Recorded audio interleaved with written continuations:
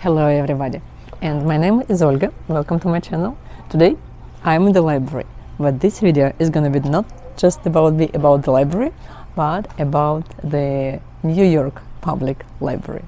I visited New York in October, right? I'm just trying to remember. Yeah, I visited New York in October for my birthday, and I spent there 3 wonderful days. And one of the days, the second day in New York, I walked to New York Public Library, and I had a really interesting tour, guided tour around it with a very special guide. I enjoyed it a lot, and I would love to share this experience with you. So welcome to my channel. Don't forget to subscribe it, and yeah, I hope you will really enjoy this tour the same way as I did. I'm not going to put all the tour inside this video. It's going to be too long. I spent there more than 3 hours inside the library, but you will just get a little bit of it.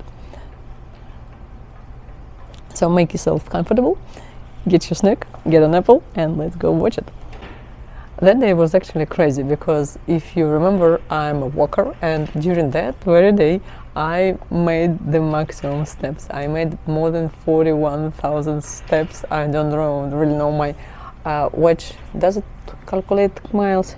No, the setting of my watch doesn't show the miles, how many miles I did that day, but I guess that was pretty much a lot of miles that day. By the morning time when I got to the library, it's already been 16,000 because I walked from the middle center of New York to the piers, and I walked along the piers. There were several places, really special places, which I recommend visiting if you want to take some rest from city life. And I made a special separate video about it. I'm not gonna put everything into one video this day. And then I had some little breakfast because they started off at something about 7-ish o'clock in the morning. Not really early, but okay, quite early, especially at the weekend. And then I walked all the way down to piers, and then up all the way to the library. From where? From Chinatown. You can get a map and look at it approximately to understand the distances. Then this video is going to be about this library visit. And actually, after it, I will go back, recharge my batteries I mean for the phone and for the camera, and then I will have a trip, again on my feet, to Brooklyn Bridge and Manhattan Bridge. So join me on my little trips around New York in these little videos. I hope you will enjoy it. And before I continue this video, I wanted to complain again, because, you know, as a fancy schmancy blogger, I decided to organize myself some kind of a studio, because, you know, while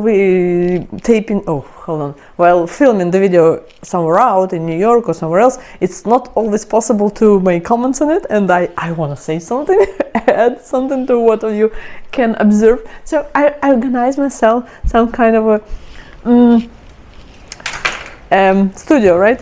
Because I normally just add voice over the video during my editing process, right? But I wanted to add it in the fancy way so I could have the video of me in a kind of like a new style.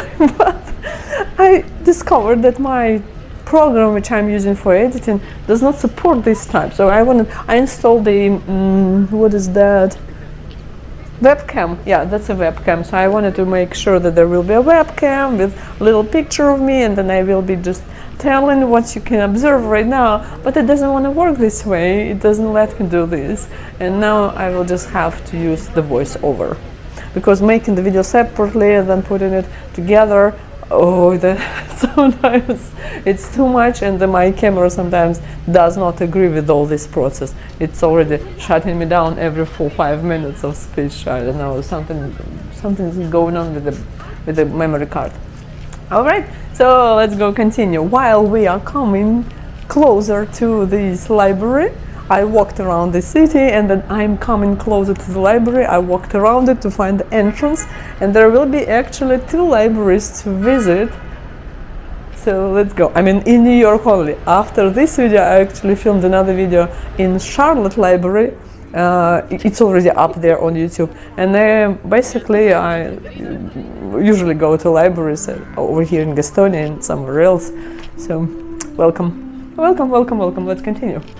When I mentioned visiting 2 libraries in New York, I actually meant the same New York Public Library because there are 2 buildings. The other building across the street you can actually enter, and we will at the end of the video, and go upstairs, and from this upstairs there is a nice terrace outside where you can have a drink, you can read a book if you are signed up to this library and you have a reader's ticket, so you can really actually get a book in this. I cannot because I'm not a New York I don't want to say citizen, but New York person. I'm not a New Yorker yet and not going to. So you can observe opening hours for public, and then we are entering. Get ready. It's New York, so if you have any metal on you, but basically they are just you're going through metal detector every time you enter any type of buildings. Not only New York Library, but all over. But I understand that that's a usual thing for tourists in not only New York and any other cities where you go to. So these all the things which you can observe. The interior of New York Library looked a lot. I don't know, it looks usual to me. I'm comfortable with observing this marble around, and that's kind of typical for not only for Moscow buildings, but I lived in Siberia for a long time and I visited a lot of libraries there, and that's actually right now I'm looking at this telephone booth. If you're as old as I am, you can probably remember those telephone booths, and we used to use them when we were students and we lived in the dorm, and we lived in the different cities, not in my hometown, and we went to these booth places, and there you can order the intercity call. In my situation it was even international call because I did need to call to Kazakhstan from Russia, so it was different. And what I liked about this library, that's all of this decoration. It's not that just marble, but at the same all these carvings on marble. They looked like, and yes, I'm looking at steps too, because if you look them, they are, because marble itself will be slippery if you step on it, and it's complicated to walk, but they are really carved into and they are really good to walk around. There's actually the prototype of the library, and you can really find it in the, I don't remember what room is that, and I really recommend starting with this room. That's some visitor center, and in this visitor center, that's the place where first you can look at the library from inside outside, all the, like a plan, 3D plan. There are other things, you can click on them, touch pads, all the things, theoretically all reading through all these materials, maybe also learn something about history of the place, and also that's the place where I actually signed up for this guided tour. It's not, you don't need to pay for it, it's just you come there, sign up. There was another lady asking about them, and they gave us a little stickers, and I'm still having this sticker on my backpack. I washed my backpack, but I still saved the sticker, and now I still have this backpack sticker on from this library. All right, so where were we? Oh, the interesting thing, the guide told us that this place you can rent for example, having a wedding. What they're doing behind these curtains, I looked into, and our guide also looked into there. She said that they are preparing for some nighttime, very expensive event. If you want to spend money in a nice way, you can actually do this and rent the library and get yourself a wedding or some other celebration, whatever event. I mean, just fancy time in not a fancy place, actually. No, I would say it's marvelous. If you look upstairs, we were not allowed to enter this room. You probably can read it, no visitors, because that's a really library. If you get the permit, like what type of that you live in New York, I don't know what kind of document you need to show them, but I didn't have it. I was there just for 3 days visit. That's why I did not have anything like that to show to get myself a library card. But with this card you could have visited many other rooms, but we are going to actually visit some of them. That's the visitor center where you go to and where you just address the lady sitting at the desk, and she will actually sign you up. They have these tours like every 30 minutes. I'm not really sure, but again, something about every 30 minutes. The tour itself was about an hour, I'd say. I had to wait for it for about 20 minutes because they started it, I guess, at 11. I'm not really sure, but she will tell you. It's conducted by volunteers. It's not paid for. She didn't even ask for tips. She told us actually about who, but she was a volunteer. The young lady who was conducting a tour for us, she was a volunteer. And what's there? Let's check it out. I'm going to use some of her explanations about the library, so you can actually check out if you like, but I guess there will be other tour guides, so I don't say that there will be only one, and if you go there you will see again her only. And as I know, guides, they usually change their tours and they change information which they provide you, because they improvise, right? And they have the information and they improvise and then add something, because telling the same thing every time in the same way, it's kind of, if you try to be a teacher, you understand me. All right, let's go further.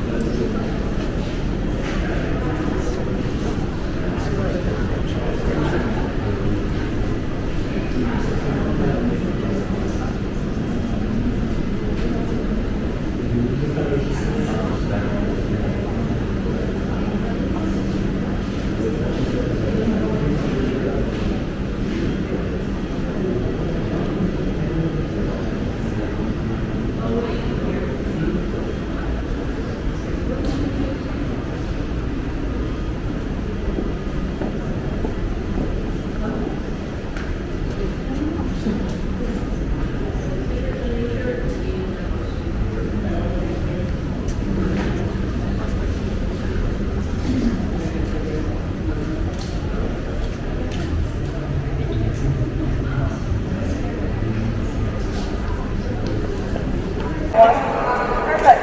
You'll see these curtains, the studies, explore weddings. We have wedding today after the library closed to the public. We see this pretty often. On both sides, we see curtains everywhere that's weddings. Yeah, we rent the space for somebody. It can be the only one or the entire.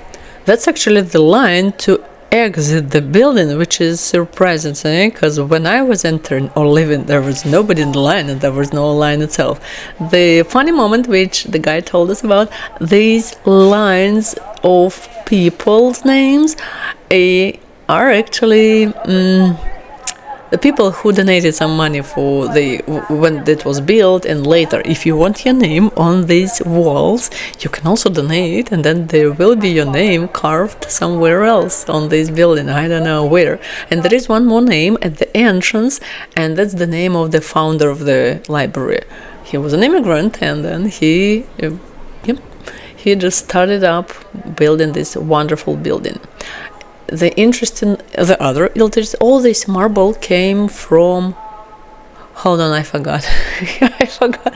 That was my first idea when she asked, what do you think where this marble come from? And some guys told some state in the USA where they produce marble, and I was thinking it looks more like not typical, but when other countries are building a lot of marble buildings, they usually come from Greece maybe, and that's actually where they came from, because I don't remember because there used to be a lot of marble buildings in there, and all these carved, they are really carved, it's not molded things on these ceilings, they're carved and they have names somewhere out there. So, and now get ready, we are going to enter the room, which is inaccessible normally for people, but as long as we are having these nice stickers on our shirts and t-shirts, we are very welcome to come in. She said just be quiet, that's why I'm getting quieter, but no, I was quiet in there. Now I'm just over voicing my video. There are some people who are working in there, because you can, if you have the library card. what she told us about these nice rooms, that they've been designed a long time ago, and now with the advancement of technologies, there are some issues for people, because now we all like our gadgets, and we all want to use these gadgets, and we usually run out of batteries. That was my biggest problem out there in New York. Oh, I love these catalogs for books search. They're still the same in all countries, believe me, because I spend a lot of time in the library in Siberia, in Russia, in the city where I was visiting university, and then later, because I spent a lot of time writing course papers, and they are absolutely the same. So she said that as soon as you want to charge your battery somewhere in the library, it's kind of impossible, because right now we know that all these lamps and the lamps that we have on our tables, they normally have these USB ports, and these lamps, they don't have them. So now they are, this year in 2025, they are planning to replace them with the newest models with something with USB ports. Not all the tables, I guess, just lamps and all other technical equipment, because tables are great. Look, all these carvings on them, they do probably need some kind of renovation on them, but they're great. I love them. That's why I spend all this time sitting under these tables and looking at them. And the chairs, they are sturdy, they're in good conditions, and they will outlive everybody, all of us, I guess. And even if somebody decides to replace them with modern furniture, it's not gonna last ever. These chairs will stay longer than we will live, probably. The only thing that they are going to replace these lamps, because kind of we need these USB ports nowadays. And in this library, I was looking around, and there are maybe 2 more spots where you can actually charge your battery, but I couldn't, because we were just walking and walking and walking all the time, so my battery died by the end of this excursion. All the same, unbelievably beautiful ceilings. Oh yeah, and it was time to leave. Yeah, we had some kind of limited time. That's why I was actually filming, but at the same time I was looking in different directions. So my camera was looking on one side, I was looking on the other side, because I didn't want to waste this time, and I was just really looking everywhere, and where I was not looking, my camera was looking. And then I noticed this guy looking into this room, and I decided, hey, yeah, he's in trouble, I'm gonna give him trouble too.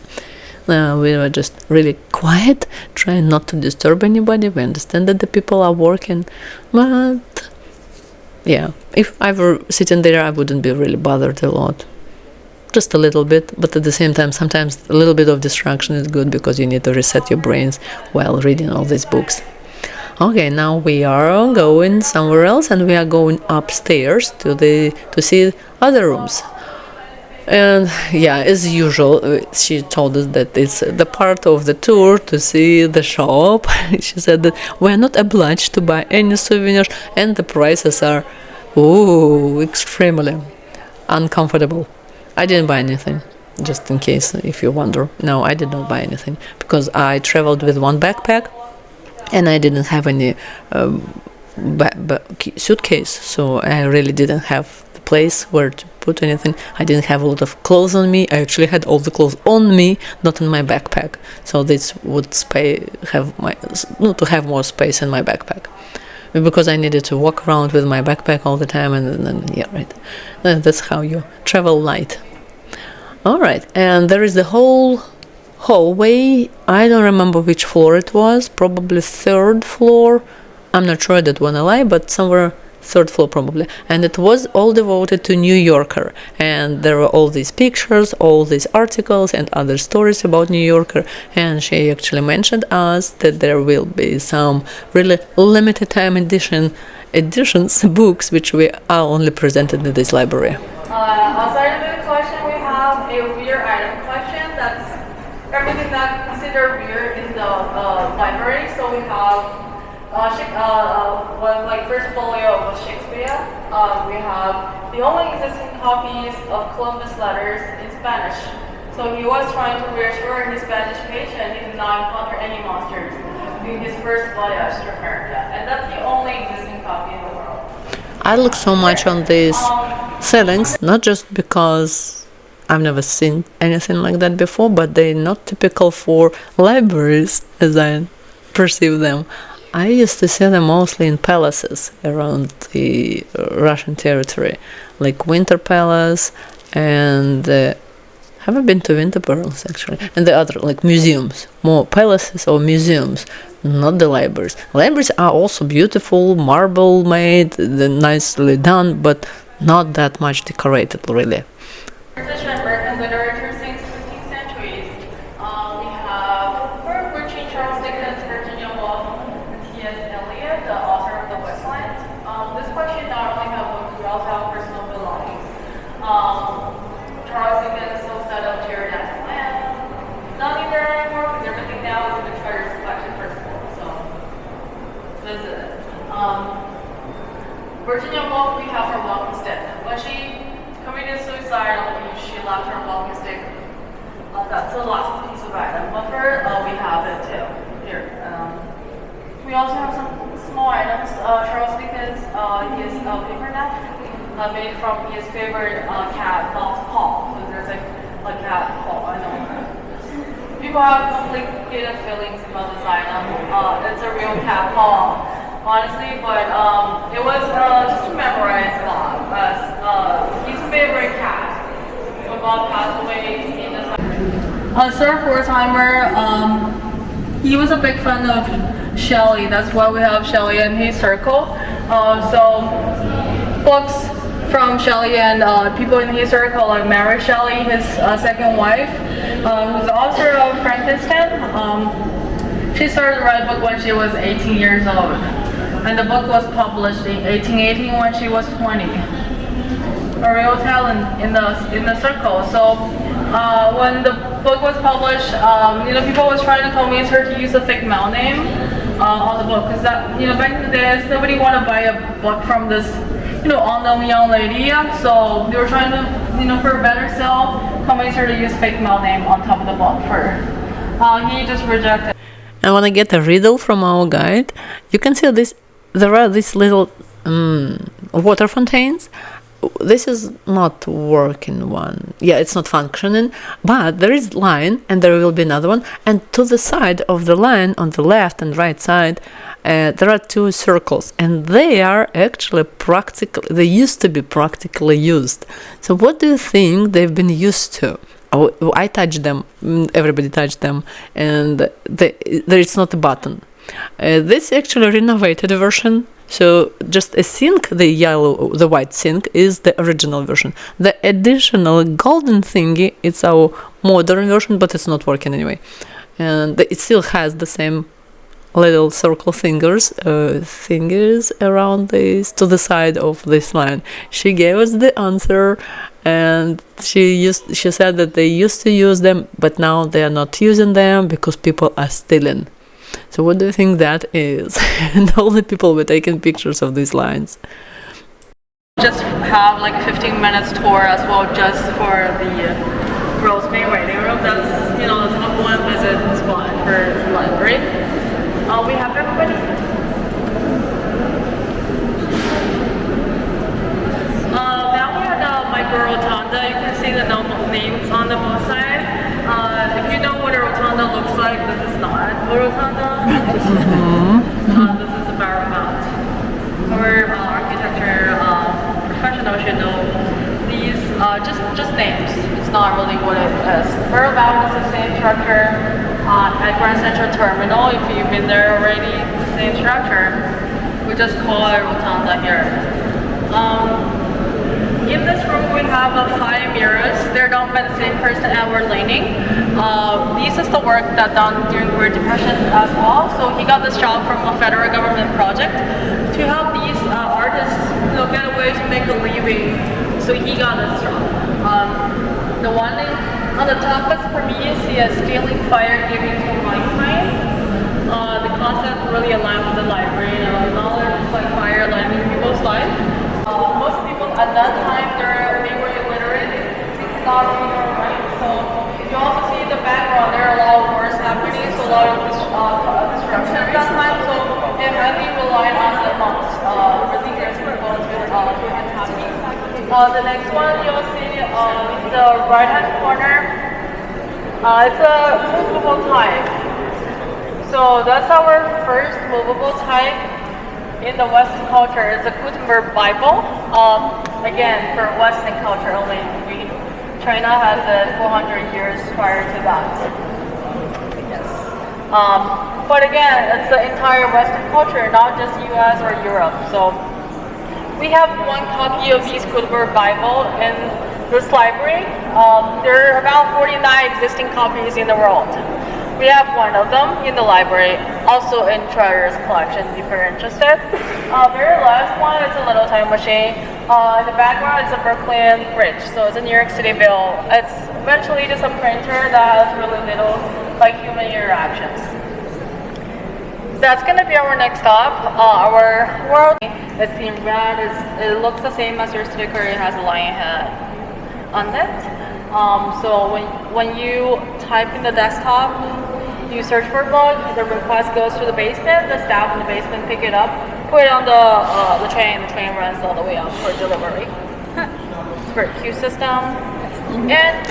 And we are visiting one more reader's hall. I remember I googled later that this hall was used in some movies, probably Spider-Man and some others. And she also told us about the train system, choo-choo train, I mean, the system of how the books are delivered in the library, because you know that there is a storage of books and that's not all of them are here on the shelves. Here on the shelves just a little bit, something presented for the readers, but at the same time there is a huge storage. I'm trying to remember if it's a outside storage or downstairs storage. I don't remember about this public library, because I know that in Siberian library in Siberia back there is an extra building next to the library which is like 15-store building, and probably in this library they are underground. I'm not sure, she told us, I forgot. And when you order the book which you want to read and then you're waiting for it for an hour, then you can understand that it goes a long way from somewhere else, and it comes using the whole system of little trains and little elevators where they come, because you just order it and that they come to exact room where you are waiting for them, for those books. And again, that's marvelous looking hole, and they're beautiful, but while you are sitting there and reading some books and you don't really understand how exclusive your place is and that other people cannot really have access to it. Actually, if you look at the elevator, that's the elevators which I'm talking about. They're used by staff, so to move from one room to another room, from storage to these working rooms, and then maybe some other places. I'm not aware of it. Okay, then. I hope you enjoyed this little tour around the library. I really recommend visiting. Plan like about 2 hours for visit, because again you will probably have to wait for the tour guide because they don't have them every hour. Probably you can book online. I saw there is something online, but I'm not sure, so you can check it out on the website. That's just regular books. We did spend some time observing guys sitting there and reading, thinking about how lucky they are to sit, actually, because we were just walking around for an hour without any ability to sit and wait or relax. No, actually some people did, but if you want to listen to the guide, you need to stay exactly near her, because as soon as I walked away from her, I couldn't really properly hear what she's saying because of the ecosystem and not ecosystem, like the echo sound system, acoustic system in the library, and you couldn't hear her properly, even though she was using her little microphone, but we didn't have the earbuds for her. We just could, as soon as you stay near her, you could hear properly, but otherwise you were a bit lost. Again, that's the system, so we are exiting, and I keep watching around me, and I did find an electrical socket where I could have charged my died by the time phone, but I did not. charge it. All right, so I hope you really enjoyed it, because that's our last room which we visited during that visit. Honestly, actually, I visited another room because there is an exhibition at the bottom floor. On the first floor there was an exhibition, and I was really interested in going to see it. There is a lot of things to read around. You can pause the video, read about whose this room was devoted. Probably the same way you can be on these tiles as soon as you donate enough money to the library. And that's the place for librarians, where they actually probably search for books. I haven't seen anybody there. I really looked. I tried to find. The only thing I found was, yes, the doorknob, which looked amazing. Which I find was the system of those books. The tube system, I would say, vacuum tube system. Over there. Okay, be careful, and right now look at the right, sorry, left, in the center, and down. You can see those tubes, and that's actually the type of delivery system. I wonder what time, when they built it. Because probably you remember the same systems I used in stores, where they need to deliver money from wherever they have it to the cashiers. I haven't seen it in Walmart. I worked in Walmart. They don't use it. You need to literally walk there and use your manager help to get the change. But there are other stores, I know I've seen the other stores, not in the USA, where they use the same vacuum tube systems for getting the money to cashiers. All right, and downstairs there is an exhibition. As usual, that's library, so it's free. You don't need to charge. They don't charge you extra for visiting any other events or exhibitions which are in the library. That's in all other cities and countries too. I'm still looking at these names on the walls. Didn't see any names which I could find familiar. Still there is a line to exit, but again, when I was leaving I didn't see the line, so they just leave, and that's just a coincidence. And there we go. So I did go to this exhibition, didn't find it exactly interesting. It was kinda I was curious about it. I took the paper, read about it. Polonsky just attracted me with a Polish name.